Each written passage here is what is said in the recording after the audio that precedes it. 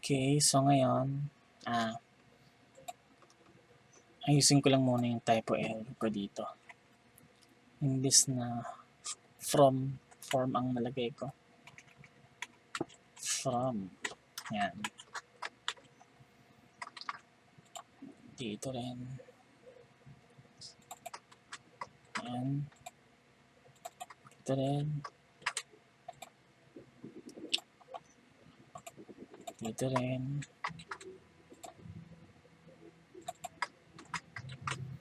Yan. So,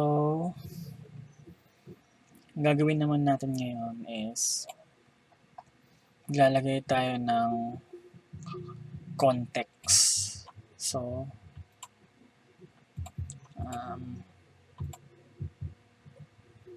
minimize lang natin yung mga folder. So, tapos, tanggalin lang natin yung mga file na to. X lang natin. Then, dito sa may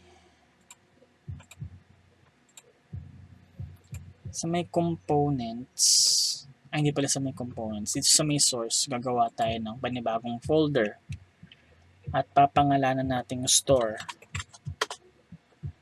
And then, lagay lang tayo ng panibagong file. Lagay natin cart context .js. Oops. Yan. Okay, so syempre kailangan natin ng const cart context. Yan.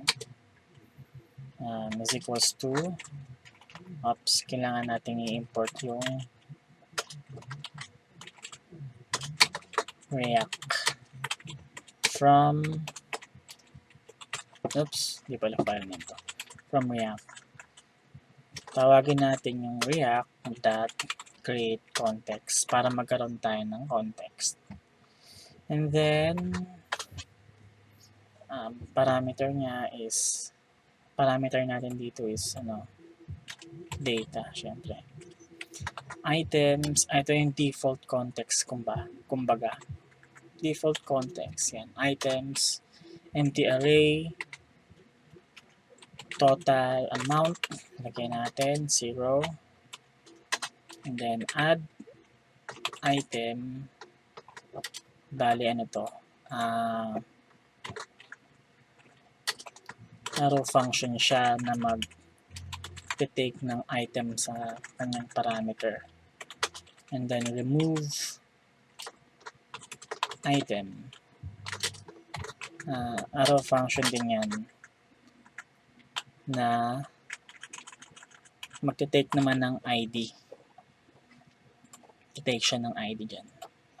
Then export default natin cart context. Let's save that. And then dito sa may store, gawa tayo ng panibagong file. Tawagin natin cart provider. Yan. Okay, so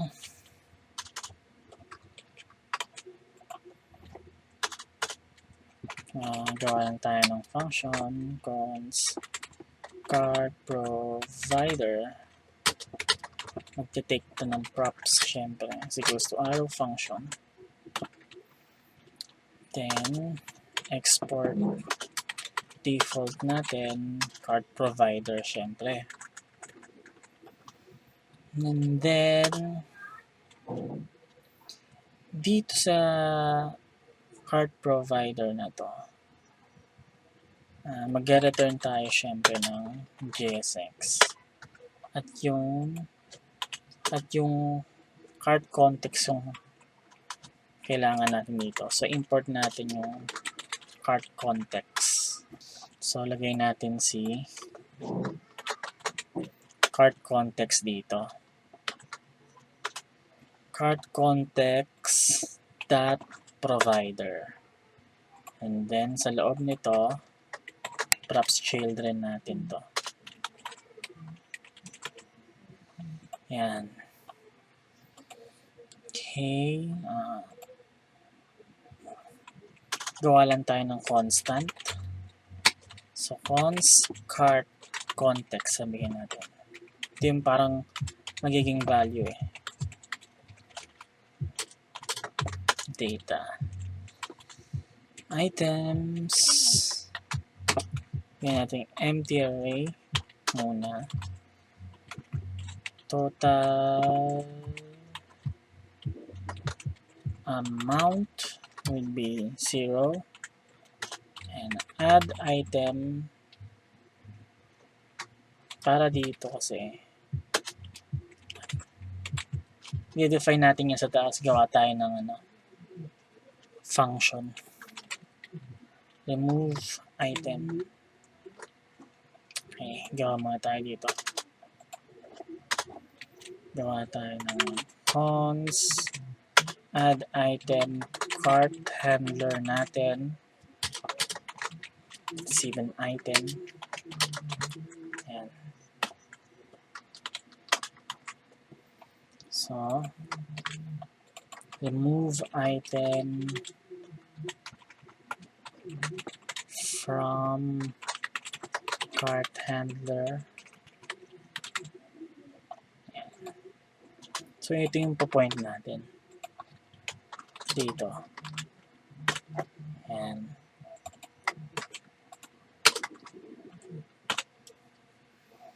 Then, yung magiging value niya ngayon is itong cart context natin. Ayan. And then, dito sa may app.js natin, ito yung magli-listen. Lahat sila actually. Si cart, si header, si meals, magli-listen sa context. So, import natin si import cart